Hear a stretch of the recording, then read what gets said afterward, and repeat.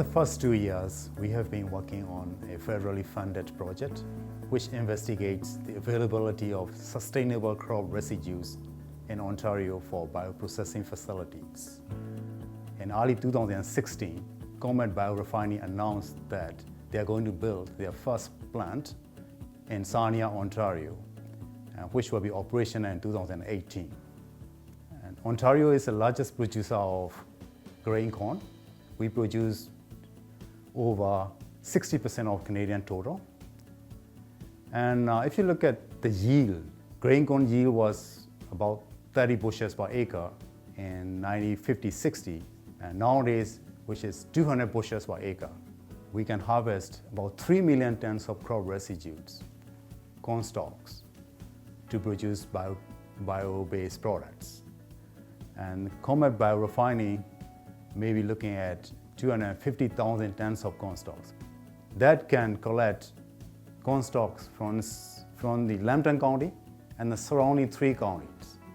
So those 4 counties can easily and sustainably provide corn stalks the plant needs. So we can collect all these corn stalks within 100 kilometers radius of the plant. So this Cornstalk harvest will provide additional $100 per acre profit to farmers who want to participate in this residues to bioproducts project. So we look at different harvest options. One is producer-based harvesting, and second option is custom harvesting, and third option is end-user harvest. But on Ontario right now, producer harvest and custom harvest combined, we are harvesting about 8 million tons of biomass annually. In Ontario climate, in some years you may have very long humid summer, so you will be waiting for the grain to be drying up until mid to late November. Then you have a pressure of snow coming in the mid-December. So you have a very narrow harvesting windows.